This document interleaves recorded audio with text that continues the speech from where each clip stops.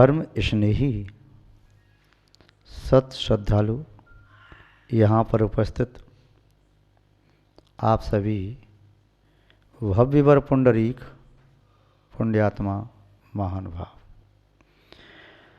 आचार्य भगवान श्री समंतबद्ध स्वामी द्वारा विरचित रत्नकर्णक श्रावकाचार्य की वाचना में षष्ठम अधिकार के उपसंहार को देख रहे थे। इसमें कारिका नंबर 135 आचार्य महोदय जहाँ धर्म का फल विस्तार से बता रहे हैं, क्योंकि अल्प बुद्धि वाला सूत्र वाक्यों को, संक्षिप्त उपदेश को समझने में असमर्थ होता है। यदि कोई कहे कि यह नगराधिपति है, ग्रामाधिपति है, देशाधिपति है, तो बड़ा छोटा सा लगता है।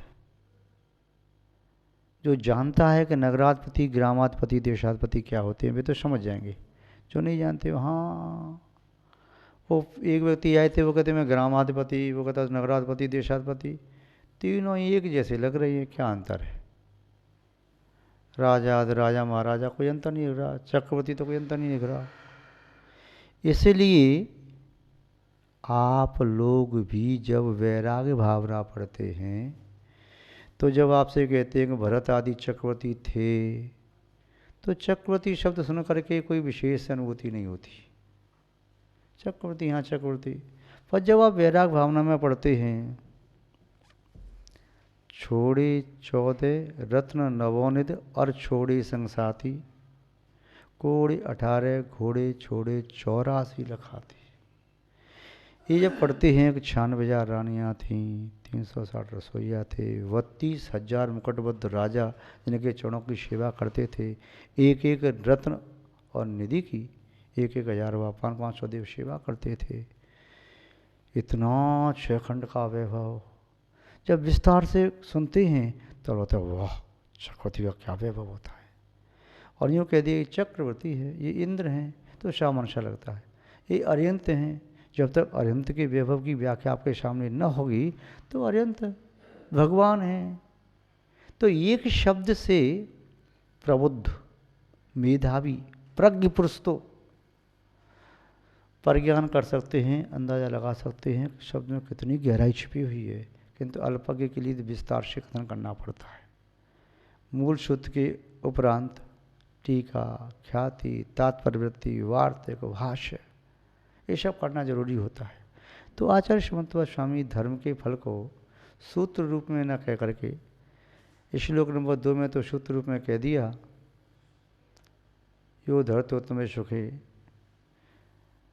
जो उत्तम सुख में धारण करता है, कर्म का नाश करता है, इतनी बात कह दी थी। किंतु यहाँ बता रहे हैं कि उस धर्म के वृक्ष का फल क्या क्या है। तो विगत दिवस आपने देखा, पूजा, पूज्यता की प्राप्ति होती है। जो भी भव्य जीव पूज्य बने हैं आज तक, या पूर्व में पूज्य बने थे, या भविष्य में जो कोई भी पूज्य बनेंगे, वे सभी पूर्व में की गई पूजा के फल से बने। पूजा भी धर्म का एक अंग है, अंश है। तो जिस व्यक्ति ने किसी के चरणों में प्रणाम किया, गुण प्राप्ति की भावना से, दोष विमुक्ति की भावना से, अपने आत्मा का हित करने की भावना से, या स्वपर की केत की भावना से, तो वह धर्म का पालन करने वाला ही है और उसके लिए पूज्यता की प्राप्ति होती है। अर्थ और परमार्थ दोनों की प्राप्ति धर्म के माध्यम से होती है। सामान्य या व्यवहार धर्म का फल है सामान्य अर्थ की प्राप्ति, किंतु निश्चय धर्म का फल है परमार्थ की प्राप्ति। जहाँ पर अर्थ व्यर्थ हो जाता है, वहाँ पर व्यक्ति फिर सार्थक की खोज करता है, परमार्थ भूत देवशास्त्र गुरु की खोज करता है। किंतु जहाँ व्यक्ति को अर्थ अनर्थकारी लगता है, तो फिर वह अपनी आत्मा की खोज करता है। उस अर्थ को छोड़ करके वह अपनी आत्मा को देखता है जिसका मैंने आज तक पतन किया। अब मैं उस आत्मा को परमार्थ के माध्यम से, जो पारमार्थ देवशास्त्र गुरु के माध्यम से परम अर्थ की सिद्धि करूँगा। जब तक ये सामान्य अर्थ अनर्थकारी नहीं लगता तब तक व्यक्ति परम अर्थ को प्राप्त नहीं कर पाता, और जब तक व्यक्ति को ये अर्थ व्यर्थ नहीं लगता तब तक जीवन को सार्थक नहीं कर सकता। तो यहाँ पर ये आपने देखा, इस विचार विमर्श कर रहे थे व्याख्यान में, इस श्लोक की वाचना में देख रहे थे। अब आगे बता रहे हैं पूजार्था गईश्वर्य। गई पूजार्था तो विच्छेद करेंगे तो आज्ञा और ऐश्वर्य। पूजार्था में आ बड़ा था, आज्ञा का आ लगाया तो ज्यों कि त्यों पूजार्था ही रहा, और आज्ञा का ज्ञा बना था और उसमें ई लगाया तो ऐश्वर्य, पूजार्था ज्ञईश्वर्य। ए आगे से लगने पर तो अधन ए ऐ हो गया। तो इस प्रकार से आज्ञा और ऐश्वर्य की प्राप्ति भी धर्म के माध्यम से होती है। जिस जीव ने अनादि काल से अद्यावधि पर्यंत गुलामी ही सहन की हो, दूसरों की आज्ञा का पालन किया हो, ऐसा व्यक्ति भी धर्म के फल से आज्ञा देने वाला बनता है। आज्ञा देने वाला बन जाए कोई बहुत बड़ी बात नहीं है, किंतु जिसकी आज्ञा का पालन करने के लिए असंख्यात जीव तत्पर हों, ऐसा पुरुष बनना एक विशेष धर्म के फल की बात है। तो संसार में ऐसे भी जीव हुए जिन्होंने निंद्य पर्याय, निंद्य अवस्थाएं प्राप्त की और क्योनियों में जाकर के दुखों को प्राप्त किया। यावत जीवन दूसरों की आज्ञा का पालन करते रहे, गुलामी की जंजीरें पहने रहे। इतिहास बताता है पूर्व में ऐसा काल भी आया कि व्यक्ति गुलाम बनकर के रहा, गुलाम की जंजीरें गर्भ में आते ही पहन ली और गुलामी की जंजीरें मृत्यु तक छूट नहीं पाईं, शरीर छूट गया, शरीर छूटते छूटते भी जंजीरें रहीं। इतना ही नहीं, इतिहास तो ये भी कहता है कई मजदूर गुलाम ऐसे भी होते थे जो पीढ़ी दर पीढ़ी ज़िंदगी भर उसके यहाँ ही काम करते थे। कई पीढ़ियाँ निकल गईं, कुछ उनकी वांछा नहीं, कुछ भी नहीं, बस उन्होंने जो दे दिया सो खा लिया, दिया सो पिया, जो कपड़े दिए सो पहन लिए, कुछ नहीं, बस उसी में लगे हैं। उनके संतान हुई तो उसी में लगे, उसके संतान उसी में लगे, उससे आगे उनकी सोच बढ़ी ही नहीं। ऐसे व्यक्ति भी यदि धर्म की शरण में पहुंच जाते हैं तो वे कालांतर में आज्ञा का पालन करने वाले नहीं, आज्ञा देने वाले बन जाते हैं। अनुमोदना करने वाला शेर मुनिराज के समीप जाता है, बैठ जाता है, एक भव्य आसन भव्य बनकर के, श्रोता बनकर के मुनि महाराज ने उसे उपदेश दिया, जिस उपदेश के कारण उस शेर ने 5 अनुगतों को स्वीकार किया। आंखों से आंसू बहाता हुआ अपने पूर्व के कृत्यों पर पश्चाताप करने लगा। वह शेर सूखे पत्ते खाने लगा, हिंसा करना छोड़ दिया, झरनों का पत्तों से टकराया हुआ या गर्म पानी पीने लगा। अपनी वृत्ति अहिंसक उसने बना ली। वह शेर उस पर्याय को छोड़कर के देवगति में देव होता है, वहाँ से आकर के फिर राजा होता है। फिर उसने तपस्या आदि की, फिर वह स्वर्ग आदि की विभूति प्राप्त करता है, फिर वह ग्रीवक अवस्था में पहुँचता है, मनुष्य भाव आकर के साधना करके फिर मनुष्य प्राप्त किया, फिर सर्वासिद्धि आदि पहुँचा।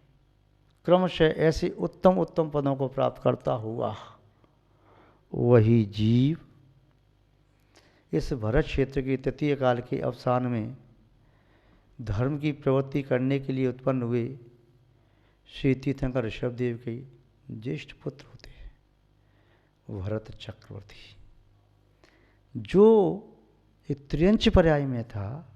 उस त्रियंच पर्याय से निकल कर के वह क्रूर प्राणी यदि हिंसा कर्म को नहीं छोड़ता तो निस्संदेह नरक आदि के दुखों को भोगता। कितनी बार भोगता ये भी नहीं कह सकते। नरक में जाता, फिर निकल के आता, फिर नरक में जाए, फिर निकल के आए, क्रम चल सकता है अनेक बार। किंतु पाप को छोड़ते ही धर्म का अंश भी स्वीकार करते ही व्यक्ति को धर्म का फल मिलना शुरू हो जाता है। जैसे व्यक्ति अंधकार में स्थान में कहीं ठहरा हुआ हो, अंधकार को छोड़ करके या तो प्रकाश में पहुंच जाए, अन्यथा उस अंधकार के स्थान पर जहाँ से प्रकाश होता है उस स्विच को ऑन कर दे तो प्रकाश हो सकता है। ऐसे ही हमारे जीवन में जो अंधकार रूपी पाप है उसे हम छोड़ करके पुण्य के क्षेत्र में पहुंच जाएं, अन्यथा जहाँ पर है वहीं रह करके पुण्य क्रिया धर्म की क्रिया प्रारंभ कर दें तो हमारे जीवन में वहीं से सुख शांति की प्राप्ति होती है। 6 खंड के सभी प्राणी इसके अधीन, ऐसे चक्रवर्ती पद की प्राप्ति। 32,000 मुकुटबद्ध राजा अपनी वद्ध करांजलि को मस्तक पर रख करके अपनी मौली सहित पूरे शर को चरणों में झुकाने वाले, मुकुट झुकाने वाले, वे आज्ञा मांगने को तत्पर कि चक्रवर्ती की आज्ञा तो मिली। ऐसा वैभव चक्रवर्ती ने कैसे पाया? धर्म के माध्यम से। इसी प्रकार और भी कितने दृष्टांत हैं। भरत चक्रवर्ती के अलावा इस प्रकार के वैभव को प्राप्त करने वाले, छोटा सा चलो और बताते हैं आपको, कुसुमलता और पुष्पलता,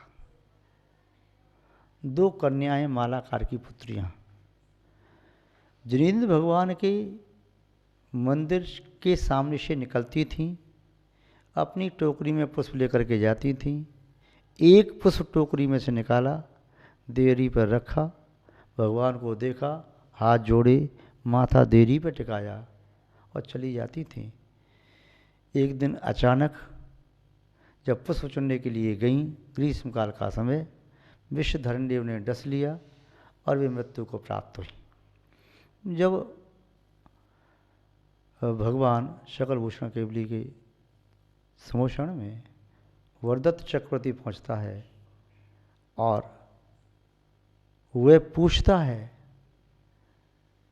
शिव गोस्ती थकर के समोषण में वह वरदत्त चक्रवर्ती पूछता है कि ये 2 देवांगनाएं अभी क्यों आईं?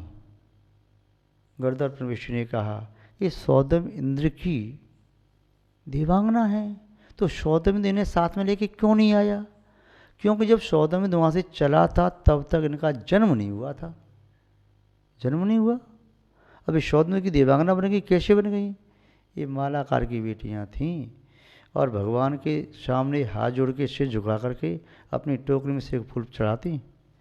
फूल चढ़ने के लिए आज गई प्रातःकाल, ग्रीष्म काल में गर्मी की अधिकता से सर्प आदि वहाँ पुष्प वाटिका में भ्रमण कर रहे थे, उनका पैर पड़ा, फंकार मारी, डस लिया, मृत्यु को प्राप्त हुई। और मृत्यु को प्राप्त करके इस भावना से आज हमने भगवान के दर्शन नहीं कर पाए, भगवान के सामने पुष्प नहीं चढ़ाया, भक्ति प्रदर्शित नहीं कर पाए। इस भावना से वे दोनों मालाकार की बेटियां, जिन भक्ति के प्रभाव से सौधर्म इंद्र की प्राण वल्लभा हुई हैं और यहाँ पर इतना वैभव प्राप्त किया। जो वहाँ पर मालाकार की बेटियां थीं तब वो निर्धन थीं, उनके पास पर्याप्त धन नहीं था, अपर्याप्त था, किंतु धर्म का अंश मन में जैसे आया, प्रभु भक्ति का भाव आया, जिन वंदना का भाव आया, जिन दर्शन का भाव आया, ये धर्म का अंश आते ही वे उस पर्याय से उस पर्याय में पहुंच गई। सौधर्म इंद्र तो तीनों लोकों में सबसे ज़्यादा वैभव संपन्न होता है, वैभवशाली होता है। उन सौधर्म इंद्र की देवांगना वरना निस्संदेह बहुत बड़ी पुण्य की बात, किंतु धर्म के माध्यम से इस प्रकार के फल की प्राप्ति भी संभव है। महान भाव ऐसे एक नहीं, अनेक उदाहरण हैं। आपने मौन एकादशी व्रत की कथा तो पढ़ी होगी।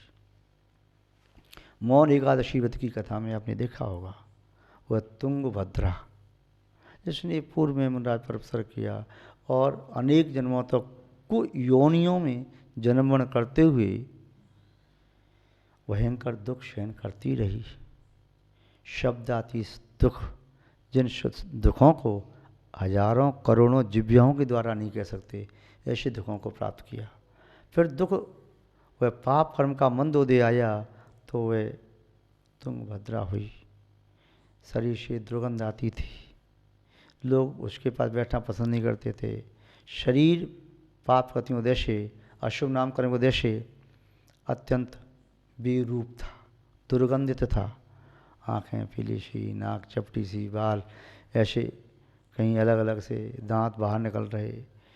उसकी देह संरचना यूँ कहें कि अतिशय कुरूप। जितने भी अशुभ लक्षण शरीर में होते हैं शायद उनमें से कोई उसे छूटा नहीं था, इतनी पापन का उदय। मुनराज के दर्शन किए और मुनराज से एक व्रत ले लिया, मौन एकादशी व्रत। उस व्रत का पालन करते हुए वह कन्या आगे चल कर के सुकौशल नाम का राजकुमार हुई। राजा हरिवाहन का पुत्र सुकौशल हुई। हरिवाहन अपने राजा सुकौशल पुत्र राजपुत्र सुकौशल को राज दे के दीक्षा लेना चाहता था, किंतु मंत्री था मौदगलिक। उसने अपने पुत्र से कहा, बेटा राजा दीक्षा ले लेगा, राजकुमार भोला भाला है, मैं राजकुमार को मार करके तुझे राज दे दूंगा। ये बात उस मंत्री पुत्र ने राजकुमार से कह दी कि मेरे पिता इस प्रकार से तुम्हें मारने की कोशिश कर रहे हैं। हरिवाहन ने दीक्षा ली। सुकौशल ने मंत्री को कारागार में डलवा दिया, मर करके वह शेर हुआ। सुकौशल ने अपना राज मंत्री पुत्र को दे दिया, उसने भी दीक्षा ले ली। उस शेर ने उपसर्ग करना चाहा किंतु बाद में संबोधन दिया। सुकौशल हरिवाहन दोनों ही मोक्ष को प्राप्त हुए। जो पूर्व भव में तुंगभद्रा थी, बिल्कुल ही पापन का फल भोगने वाली, अगले भव में मोक्ष को प्राप्त करने वाले सुकौशल हो गई, संसार की भूति को प्राप्त करने वाली हुई। उससे विरक्त होकर के आत्म साम्राज्य मोक्ष का प्राप्त किया। तो इसलिए हमें भी अपना चित्त धर्म में लगाना चाहिए। धर्म के माध्यम से यह लोक और परलोक दोनों सुखद होते हैं और अनंतर मोक्ष पद की प्राप्ति होती है। आज बस इतना ही, शेष वार्ता बाद में करेंगे। जय बोले श्री शांतनाथ भगवान की, परम पूज्याचार्य गुरुदेव श्री विद्यानंद महाराज की, अहिंसामय विश्व धर्म की।